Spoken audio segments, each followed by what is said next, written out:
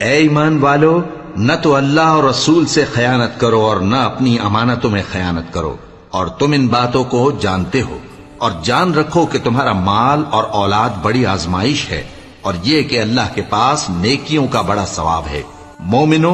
اگر تم اللہ سے ڈرو گے تو وہ تمہارے لیے حق و باطل کا فرق ظاہر کر دے گا اور تمہارے گناہ مٹا دے گا اور تمہیں بخش دے گا، اور اللہ بڑے فضل والا ہے۔ اور اس وقت کو یاد کرو جب کافر لوگ تمہارے بارے میں چال چل رہے تھے کہ تم کو قید کر دیں یا جان سے مار دیں یا وطن سے نکال دیں،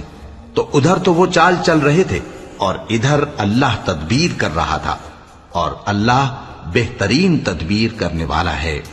اور جب ان کو ہماری آیتیں پڑھ کر سنائی جاتی ہیں تو کہتے ہیں یہ کلام ہم نے سن لیا ہے، اگر ہم چاہیں تو اسی طرح کا کلام ہم بھی کہہ دیں، اور یہ ہے ہی کیا، صرف اگلے لوگوں کی حکایتیں ہیں۔ اور جب انہوں نے کہا کہ اے اللہ، اگر یہ قرآن تیری طرف سے برحق ہے تو ہم پر آسمان سے پتھر برسا یا کوئی اور تکلیف دینے والا عذاب بھیج دے،